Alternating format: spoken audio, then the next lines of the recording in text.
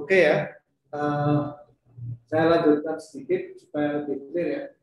Nah, seluruh penjelasan tadi itu adalah prolog ya, karena kalau kita bicara eh, research framework ya, atau research methodology, dasar dari research methodology ini semua akan kembali kepada research paradigma research, dan kembali paradigma research itu akar utamanya, akar paling dalamnya adalah philosophy of research. Jadi aspek philosophy of science atau filsafat ilmu pengetahuan atau filsafat sains yang ada di dalam riset. Di mana biasanya para ahli riset itu menyebutkan tiga istilah: ontologi, epistemologi, dan aksiologi. Ya. Nah, pertama kita akan lihat apa itu ontologi dalam sains. Ya. Seperti yang kita tahu tadi, ontologi secara umum, secara luasnya adalah pencarian ke realitas.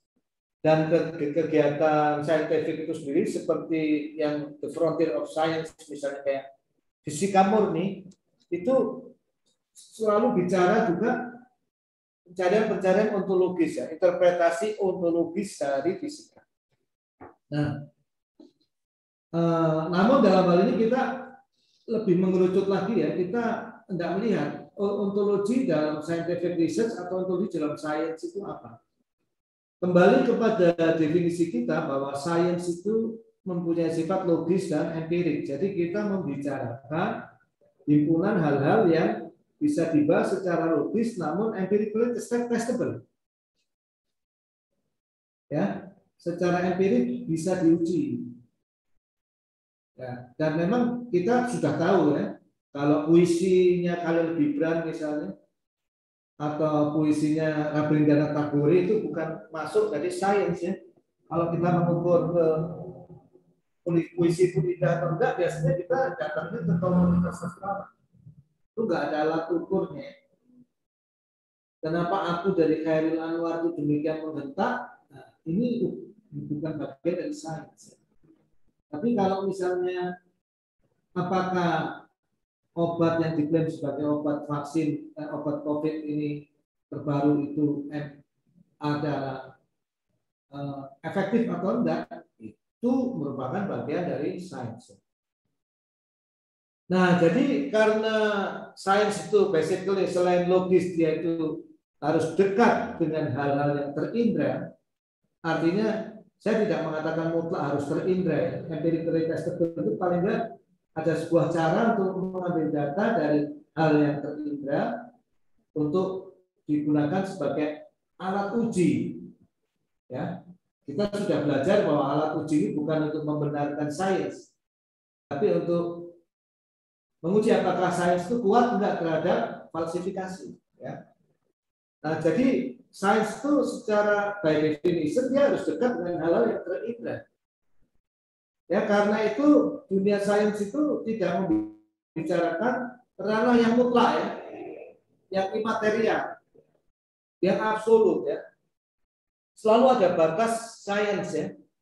Seperti yang tadi kita lihat, kalau kita ngomong batasan saintifik dari astronomi dan astrofisik, astronomi gitu, ya maksimum ya observable universe. Ketika sudah di luar observable universe, yang nggak ada data sama sekali, ya kita nggak boleh ngomong apapun di sana dan tidak bisa memfalsifikasi apapun. Bahkan yang observable universe pun kan semakin mendekati yang 2 triliun galaksi tadi, datanya semakin kualitasnya kelihatannya ya pengetahuan saya semakin buruk ya. Tapi kalau kita ngomong data-data untuk bulan mungkin dari image-nya dan lain-lain kualitasnya udah tinggi. Semakin jauh semakin relatif pengetahuan kita di sana. Ya, apalagi menjangkau yang mutlak ya, mustahil ya, bahkan batas universe saja kita nggak boleh secara saintifik belum bisa dibicarakan. Demikian juga kalau kita zoom ke segala arah ya, ke arah yang dalam, ke arah atomik, atau ke arah apakah sains itu sifatnya itu bisa kita ukur atau probabilistik, di ujung-ujung sana ada hal-hal yang memang sudah nggak empirik ya, apalagi ke yang mutlak nggak mungkin. Jadi dunia saintifik itu bicara tentang apa? Ranah yang relatif terukur dan secara empirik teruji. Bahkan setiap bidang tertentu ada batasan lingkupnya. Nah, jadi ini adalah dunia sains. Dan tetap di situ harus ada asumsi ontologis ya, yang harus diambil dalam setiap sains dan kegiatan sains dalam lingkupnya sendiri. Ya, karena itu pada dasarnya ontologi dalam sains itu selalu terbatas, relatif ya. Jadi kalau kita ngomong the truth pakai besar ya, satu kebenaran yang tunggal basically nggak mungkin ada ya. Karena zoom kita itu udah terbatas. Dan tadi sudah kita tunjukkan ilmu yang paling kita anggap ilmu paling basic, jangankan social science, ilmu fisika aja meng-approve hal itu. Bahwa kalau kita ngomong sains itu kita lihat dulu, kalau kita sedang bicara ilmu sipil ya nggak usah ngomong relativitas. Ontologi yang kita ambil positivis biasa saja, bahwa semua itu bisa diukur ya, logical positivisme biasa aja. Semua harus rasional, bisa diukur dengan baik, alat ukur kita buat seteliti mungkin. Karena kita sedang ngomong ranahnya bangunan gitu. Bangunan itu mustahil mencapai kecepatan yang mendekati cahaya. Ya, nanti kalau kita ngomongnya itu misalnya adalah ilmu sipil tapi sudah terkait dengan penggunaan manusia, misalnya arsitektur. Nah, ini ontologinya sudah beda lagi. Kenapa? Karena kita tidak hanya ngomong struktur, ukuran-ukuran fisik, tapi keinginan manusia. Manusia pengennya apa? Nah, ketika kita ngomong manusia pengennya apa, itu tidak sepenuhnya terukur. Di situ ada seni. Ya. Ada hasrat, ada seni. Ya. Nah, ini kita harus hati-hati kalau nanti skopnya itu arsitektural, misalnya kita mau mendesain data center. Data center itu punya sifat selain sivil, mechanical, electrical, telekomunikasi adalah arsitektural.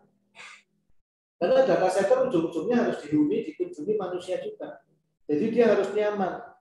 Ya. Nah, kalau kita sudah ngomong arsitektur ada dua segi sainsnya. Biasanya diukur dan tidak 100% kuantitatif karena dia sudah ada unsur manusia. Nah, sebagian lagi dia kualitatif ya. Karena yang diukur adalah hasrat, kesenangan, tergantung tren, lifestyle dan lain-lain. Nah, apa maksudnya? Jadi kalau kita ngomong ontologi dalam bidang sains itu, setiap sains apapun selalu ada asumsi-asumsi mendasar tentang realitas yang diambil. Tergantung skop sainsnya masing-masing. Nah, nanti kita harus membeda-bedakan, kita sedang ngomong apa, fisik, bangunan, arsitektural, biologi. Biologinya ada apakah biologi teoritik atau sudah medicine. Karena pengobatan ini udah ada kaitan dengan dimensi-dimensi yang lain, penggunaan dengan manusia, ya, dampaknya di masyarakat, biaya, budgeting. Nah, jadi akar realitas dari setiap sains dan skop masing-masing itu harus kita lihat untuk menentukan asumsi ontologisnya. Kita tuh mau mendasarkan diri pada pandangan realitas yang seperti apa. Nah, ini adalah gambaran tentang ontologi dalam sains ya. Nah, sebagai gambaran kita kembali ke slide yang dijelaskan Pak Ari minggu lalu, sudah kita sesuaikan sedikit ya. Saya mencoba menerjemahkan bahasa Indonesianya, tapi saya lihat nggak usah dulu lah, ini kayaknya apa ya, tidak sederhana penerjemahannya, saya khawatir malah hilang maknanya. Nah, berdasar sumber yang dikutip Pak Ari, ada 5 jenis ontologi untuk sains. Sebetulnya masih lebih banyak lagi, tapi ini untuk mempermudah ya. 5 ini cukup lah begitu. Menurut saya cukup. Sebetulnya ontologinya ada berapa Pak? Ya, kalau menurut saya sejumlah sains mungkin ada 100 atau 1000 ontologi. Ya. Tapi cara belajar kita kan nggak seperti itu. Simple is better. Jadi kita simplifikasi dulu. Ya, pada dasarnya ontologi-ontologi lain banyak yang bisa dibangun dari lima ontologi ini, ontologi saintifik ini ya. Ini kita baca sebagai scientific ontologi. Jadi kita tidak sedang membicarakan ontologi religius maupun metafisik ya. Kita sekarang bicara ontologi dalam kaitannya dengan pencarian asumsi dasar sains sesuai dengan bidang masing-masing. Ya. Nah, intinya ada 5 ya. Logical positivism, critical realism, interpretivism ya. Kemudian masih ada 2 lagi, postmodernism dan pragmatism. Ya. Posmo ini yang termasuk terbaru ya. Nah, apa itu logical positivism? Ini yang kita pelajari selama ini. Ini sangat kuat digunakan untuk fisika, biologi, kimia dan lain-lain. Termasuk kalau Anda belajar STI elektro yang arahnya ke hukum Ohm, hukum Kirchhoff, teori medan. Ya. Ini logical positivism. Asumsi dasarnya bahwa yang bidang yang kita pelajari itu ujung-ujungnya ada sesuatu hal yang real yang bisa diukur ya, satu realitas tunggal ya yang hendak kita cari kebenarannya. Misalnya apa? Hukum Ohm ini benar nggak? Ya. Itu jawabannya hukum Ohm itu ya benar atau tidak. Nggak bisa hukum Ohm itu benar dan salah sekaligus pasti. Nah, logical positivism tidak bisa menerima pernyataan yang bernilai ganda seperti itu untuk satu hal yang sama. Ya. Nah, jadi one true reality ya, satu realitas yang benar untuk bidang yang kita pelajari. Dan kalau itu berlaku di Indonesia, itu pasti berlaku di Amerika, berlaku di manapun. Ya, bahkan ya itu logical positivism itu menganggap di bulan pun insya Allah hukum itu berlaku, di matahari pun insya Allah berlaku, padahal nggak tahu gitu. Makanya saya tetap pakai kata insya Allah karena di matahari dengan suhu seperti itu belum pernah ada yang menguji hukum Ohm. Nah ini logical positivism. Intinya sains, biologi, fisika, chemistry itu biasanya ontologinya logical positivism. Nah, ontologi yang kedua adalah critical realism ya. Nah, sebagai contoh apa? Kalau kita sudah bicara hal-hal yang bersifat social science misalnya, ya, kita nggak bisa mengasumsikan bahwa satu kebenaran itu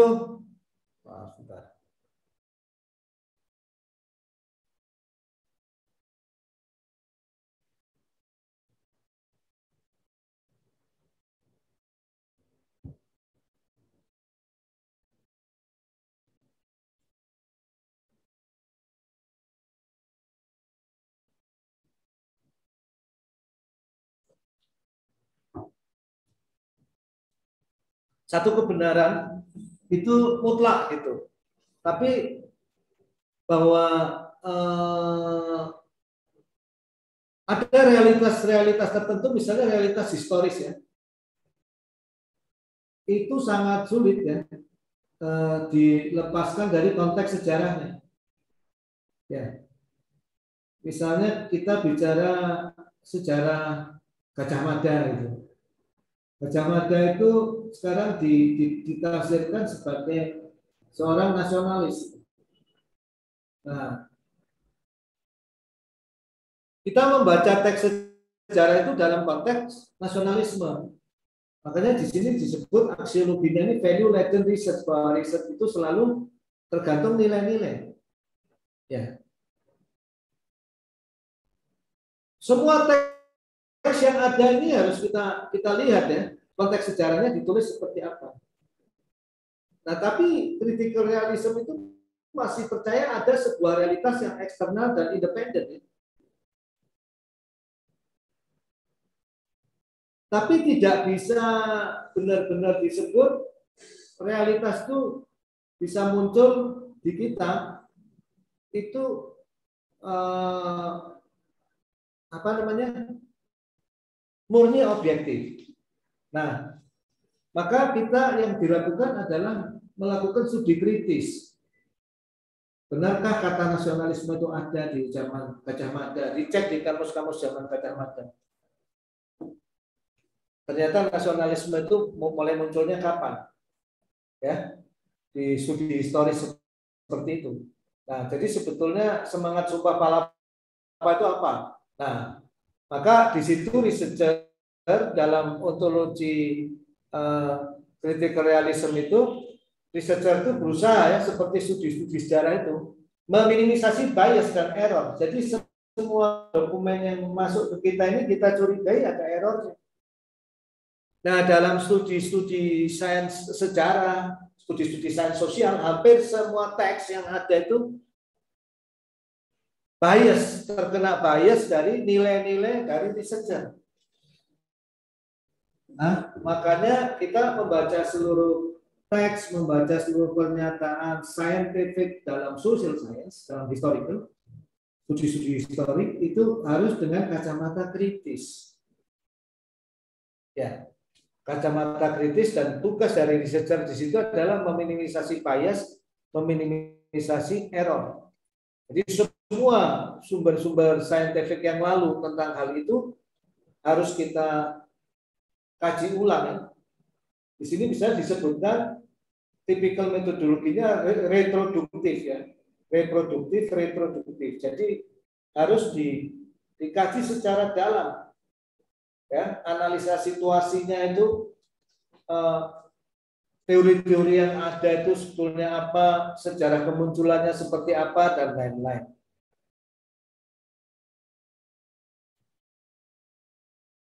Ya. Jadi secara ontologis studi-studi seperti studi sejarah itu nggak bisa pakai logical positivism. Hanya ada satu kebenaran untuk menceritakan kisah Gajah Mada itu susah. Ini ujung-ujungnya Anda harus membedakan antara yang real sebetulnya itu mungkin memang nggak terjangkau gitu. Walaupun ini tidak di level Tuhan itu, tidak di level, tapi kalau kita ngomong sebetulnya sejarah PKI itu seperti apa?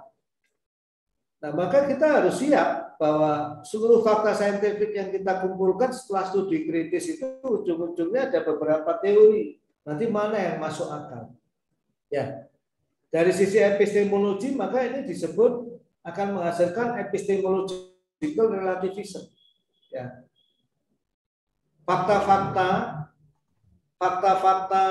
yang diceritakan dalam teks apapun, fakta-fakta sosial itu, social construction itu dikonstruksi lewat manusia. Beda dengan hukum Ohm ini. Fakta-faktanya dikonstruksi lewat metode saintifik. Jadi dia lebih kuat karena metode saintifik, diukur betulan langsung masuk. Nah, tapi seluruh fakta-fakta sosial, fakta sejarah itu tidak ada yang masuk melewati alat ukur di layer fisika seperti yang kita inginkan ya, atau seperti yang dilakukan, bukan seperti yang kita inginkan, seperti yang dialami oleh para saintifik dalam bidang fisika. Ya, nah, jadi secara ontologis ini tidak ada kebenaran tunggal di sini. Sudah mulai tidak ada kebenaran tunggal, ya. Riset itu selalu tercampuri oleh value. Ya. Kalau kita bicara ontologi logical positivism, riset itu betul-betul value free, bebas nilai. Kita meneliti teori medan, ya nggak tergantung nilai-nilai apapun ya. Maksudnya kita mau seorang ateis, mau seorang yang bertuhan, ya nggak ada masalah untuk riset logical positivism itu dia value free. Tapi kalau kita sudah bicara teks-teks sejarah ya, ilmu sosial itu seringkali nilai-nilai itu sudah mulai masuk ke dalamnya. Jadi yang real, betul-betul real itu nggak terjangkau dengan seluruh evidence yang kita miliki. Makanya kita perlu selalu critical realism. Ya, kita masih yakin bahwa ada realitas yang ada di baliknya, realitas sejarah sebetulnya yang paling mendekati kenyataan itu apa, dan kita harus kritis terhadapnya. Ya, ini critical realism. Terus yang ketiga, interpretivism. Ya. Nah, ini sudah lebih relatif lagi. Ya. Ada hal-hal yang memang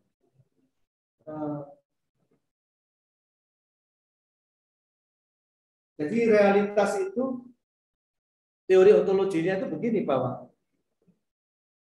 Batas ke pengetahuan terakhir manusia terhadap beberapa hal itu memang orang itu sudah di area-area tertentu itu, ya, itu nggak mungkin objektif gitu, ya. Jadi ini nama lainnya interpretivism itu hermeneutika, ya. Intisarinya itu begini, bahwa seluruh pengetahuan yang dipelajari dengan ontologi interpretivism itu dianggap memang mereka itu pengetahuannya kompleks. Yang nggak kompleks itu di level fisika, biologi itu mulai kompleks, social science ini seringkali kompleks, kaya, dimensinya banyak, dan seluruh evidence bukti-bukti terhadap realitas itu biasanya berbentuk pernyataan. Kalau survei itu juga survei subjektif, persepsi. Jadi alat kita untuk mencapai realitas itu selalu socially constructed, dan semua selalu lewat culture, ya, lewat budaya dan lewat bahasa. Nah, di sini ada filsafat bahasa, language games, ya. Nah, kalau sesuatu itu sudah prinsipal itu lewatnya bahasa dan budaya, itu tidak mungkin manusia mencapai kebenaran mutlak yang ada di sana, karena kebenaran semua pembicaraan itu dibatasi oleh bahasa, dan bahasa itu relatif, ya. Jadi semuanya itu multiple meaning interpretation. Jadi yang ada adalah realitas-realitas. Ya, ini yang pada waktu kuliah sebelumnya itu saya hindari untuk membahas ini, ya. Kenapa, ya? Terlalu berat buat Anda. Ini adalah bahasan filsafat lanjut sebetulnya, ya. Advanced filosofi. Kalau mau betul-betul ngerti ini, ya harus mempelajari filsafat lanjut. Tapi kalau dalam dunia penelitian sosial ini sangat biasa sekali. Ya, saya ingin memberikan contoh metode penelitian sosial yang disebut etnografis. Ya, apa itu metode penelitian etnografis? Misalnya Anda hendak meneliti tentang game addiction, adiksi game. Salah satu yang hendak diteliti adalah komunitas game di Bandung. Ya. Nah, kalau menurut metode interpretivism ini tidak ada cara yang paling salah satu cara yang paling tepat untuk memahami dengan baik fenomena game adiksi itu, salah satunya kalau tidak melakukan survei terhadap komunitas adiksi game, itu adalah dengan cara menjadi komunitas adiksi game itu harus masuk. Kita nggak pernah bisa dengan menilai di luar. Apa sebetulnya motif dia mereka itu main game dan bisa main game hingga 4-8 jam atau 12 jam sehari, ya. Itu kita tidak pernah bisa memisahkan antara kita sebagai orang yang mengukur dan melakukan survei dan subjek yang diukur. Itu salah satu teknik penelitiannya disebut teknik penelitian etnografis. Ya. Jadi biasanya metode penelitiannya itu ujung-ujungnya menggunakan small sample, in-depth investigation. Metodenya itu kualitatif, sudah nggak bisa kuantitatif lagi. Kalau Anda meneliti misalnya internet addiction itu nggak ada cara kuantitatif ya. Kita harus menggunakan skala-skala kayak skala Likert dan berbagai metode kualitatif yang ketat ya. Di mana kalau kita mengangkakan sesuatu, ngasih skor dan lain-lain itu kita harus berhati-hati dengan interpretasinya. Ya. Nah, ini menjadi penting juga untuk Anda di stay ya. Kalau kita melihat teknologi itu kira-kira akan seberapa diterima di masyarakat. Kenapa sih misalnya YouTube itu bisa booming di Indonesia ya? Tapi kenapa ada aplikasi serupa yang dibuat orang Indonesia sama sekali nggak booming? Kenapa sih misalnya WhatsApp itu booming di Indonesia? Tapi orang membuat messaging seperti WhatsApp, seperti Signal, seperti Telegram asli Indonesia dipromosikan seperti apa? Kenapa dia nggak booming? Nah, untuk meneliti yang seperti itu udah nggak bisa pakai logical positivism, ya. Bahkan critical realism susah ya. Mungkin kita harus mengkombin beberapa metode, salah satunya interpretivism. Jadi semakin dia itu ke apa ya, kedalaman ke masyarakat itu, kita semakin membutuhkan paradigma yang makin tidak positif ya, makin tidak menganggap realitas itu tunggal dan bisa diamati dengan mudah. Tapi makin melihat realitas itu kompleks dan tidak bisa subjek yang mengukur itu dipisah dari objek yang diukur. Ya, jadi kalau Anda amati di sini, realitas itu memiliki makna yang banyak, memiliki interpretasi-interpretasi. Ya, jadi kita tidak pernah bisa mengatakan di sini reality pakai bentuk tunggal, tapi mesti realitis pakai bentuk jamak. Jadi di interpretivism itu realitas itu aspek-aspek pentingnya itu adalah aliran proses, kemudian pengalaman-pengalaman. Seperti tadi saya katakan, untuk meneliti game, ya pengalaman orang yang adiksi game, pengalaman komunitas-komunitas game itu menjadi penting ya. Ya, praktek-praktek mereka menjadi penting. Nah, kita sebaiknya masuk ke mereka. Dan mungkin kalaupun ada kesimpulan tuh ya hanya cocok untuk sampel yang kita ambil, misalnya komunitas game apa begitu ya di Bandung, atau malah mungkin cuma satu komunitas itu yang terdiri dari 1.000 orang misalnya. Nah, jadi ini sekilas ya tentang ontologi ya, logical positivism, critical realism, interpretivism. Nah, masih ada dua lagi, postmodernism. Nah, ini postmodernism itu ya lebih apa? Lebih, kalau kita lihat tadi ini makin ke sini makin meningkat ya. Di sini logical positivism itu percaya bahwa kebenaran yang kita teliti itu kebenaran yang tunggal, bisa didekati dengan pengukuran dengan baik. Nah, kita sudah mulai masuk critical realism ya, seperti studi tentang penafsiran sejarah. Nah, ini yang mulai harus hati-hati ya, bahwa kita nggak bisa mereduksi realitas itu menjadi realitas tunggal, karena seperti yang tadi saya katakan, kalau kita ngomong ontologi dalam saintifik, kita memang betul-betul di dunia relatif.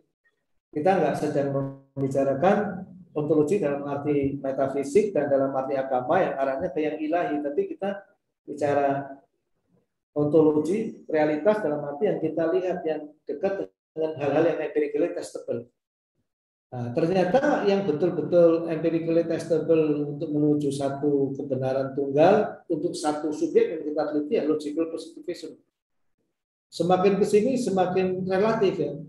Ada banyak kemungkinan kebenaran. Nah, yang menarik ini postmodernism. Filsafat kosmo itu salah satu bapaknya namanya Jean-Claude Lyotard. Itu kira-kira tahun 70 dimulai. Nah, di era komputer dan interaksi manusia dan komputer ini banyak hal yang memang harus didekati dengan pendekatan kosmo ya. Jadi kita kalau misalnya ingin menyimpulkan ya, sesuatu itu sifatnya tidak ada narasi besar ya, tidak ada grand narration satu teori besar untuk di seluruh dunia ya. Saya kita mau mengatakan bahwa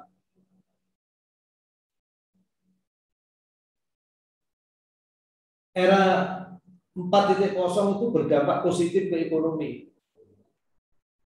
Pernyataan sederhana itu kalau menjadi subjek penelitian nggak bisa dari sisi teori postmodernisme satu pernyataan narasi besar untuk ini berlaku untuk seluruh semesta alam, untuk seluruh dunia, nggak bisa. Pernyataan yang kelihatannya sederhana itu harus diuji. Betulkah era 4.0 itu berdampak positif bagi ekonomi Jakarta misalnya? Itu diteliti betulan apa yang dimaksud ekonomi 4.0, unsur-unsurnya apa? Apa yang dimaksud ekonomi Jakarta? Variabelnya apa saja? Terus pendekatan yang mau kita ambil apa? Kesimpulannya bisa banyak juga tergantung pendekatan yang diambil. Ya. Jadi realitas di situ benar-benar merupakan realitas yang kompleks, yang kaya, socially constructed, dan teori posmo itu selalu mengatakan bahwa hati-hati di seluruh kebenaran yang ada itu di baliknya ada hubungan kekuasaan. Jadi setiap pernyataan-pernyataan itu misalnya begini.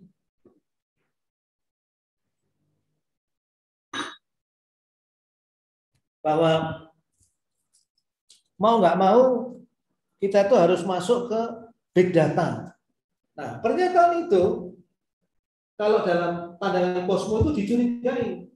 Kenapa power relation? Kalau yang ngomong big data, perusahaan big data dan AI terbesar di dunia itu bukan di Indonesia, bukan juga di Malaysia, bukan juga di negeri-negeri seperti Mongolia dan lain-lain, tapi perusahaan big data di dunia yang top AI dan big data itu merepresentasikan negeri barat, negeri maju.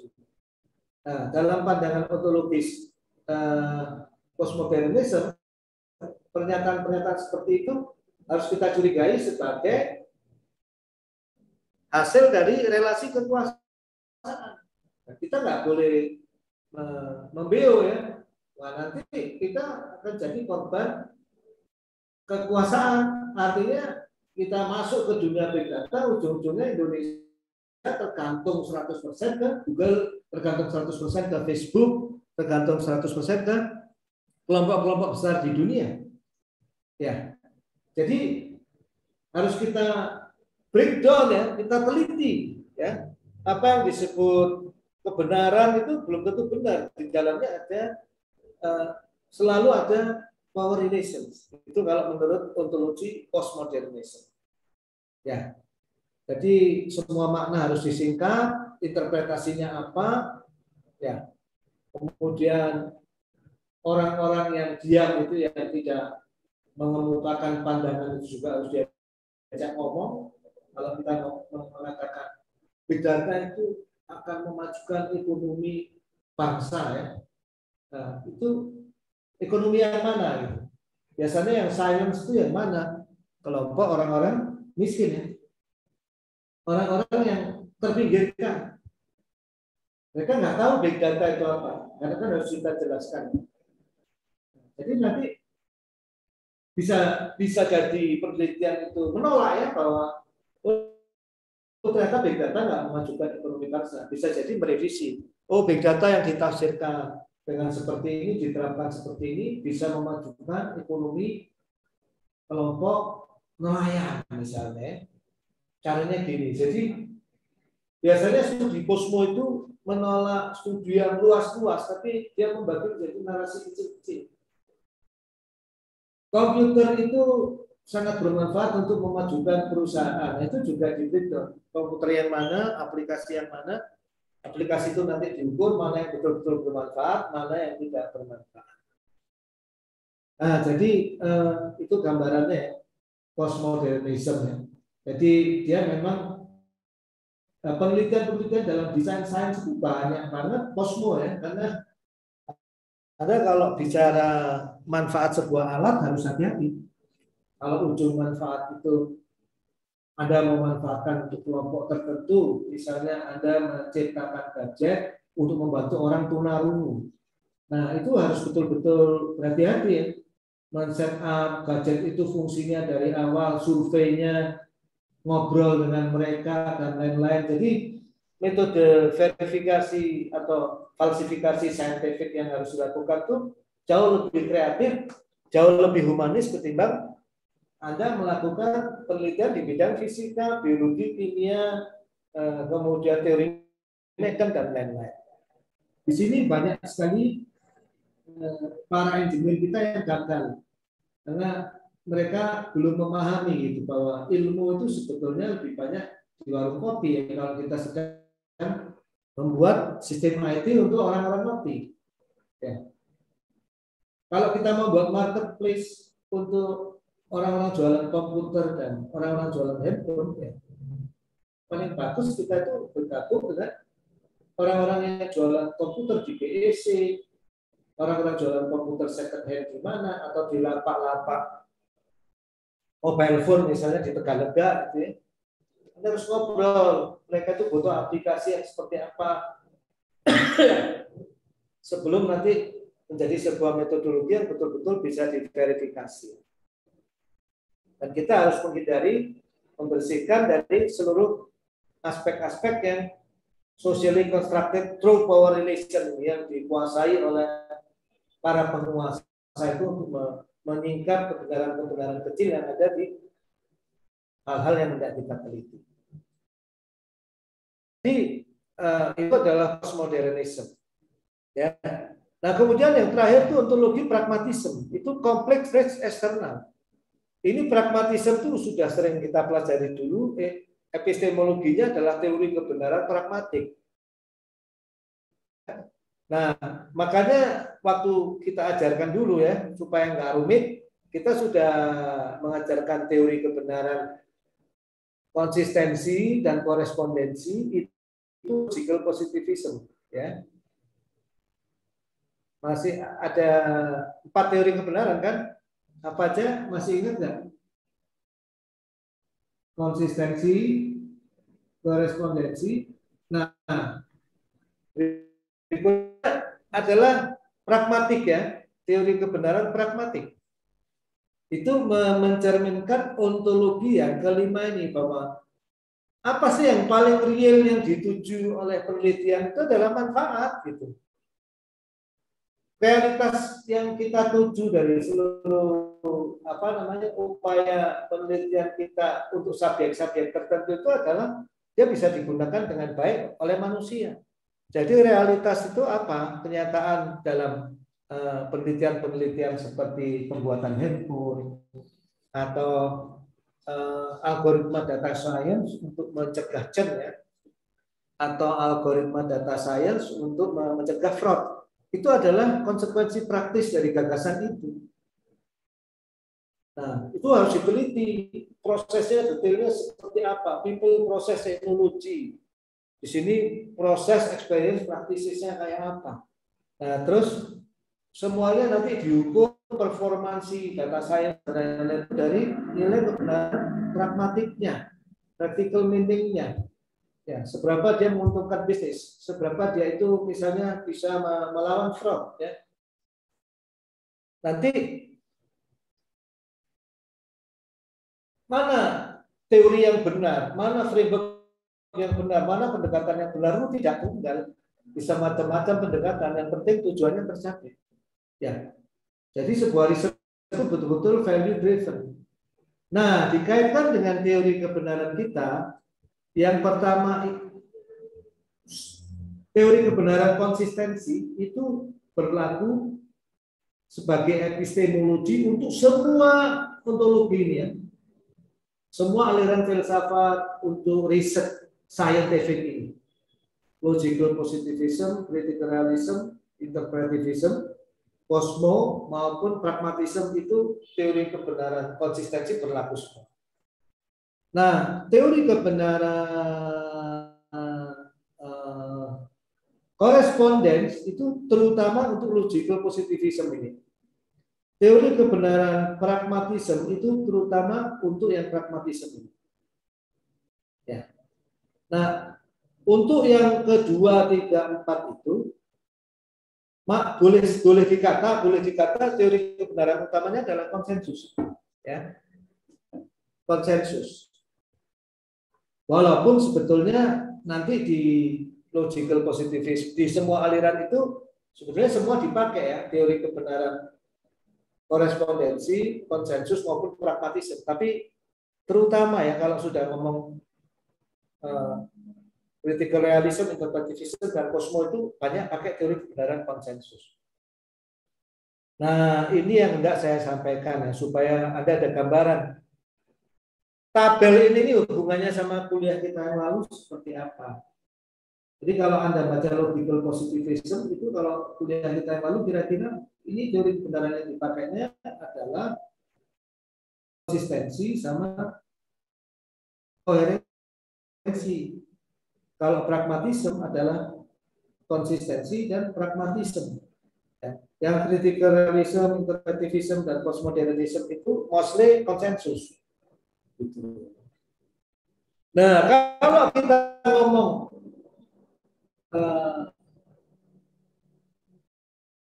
desain science ya, desain science itu paradigmanya yang mana? Tidak perlu paradigma baru.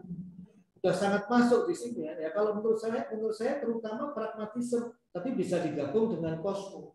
Desain itu ya pragmatisme digabung dengan kosmo menurut saya cukup ya 4-5 ini. Tapi kadang-kadang kalau terkait dengan basic science ya yang Anda desain, yaitu masih menggunakan logical positivism juga. Jadi itu kira-kira ya. Nah menurut saya 5 paradigma itu udah lebih dari cukup lah untuk menjawab banyak persoalan saintifik yang hendak kita lakukan. Nah itu kira-kira ya.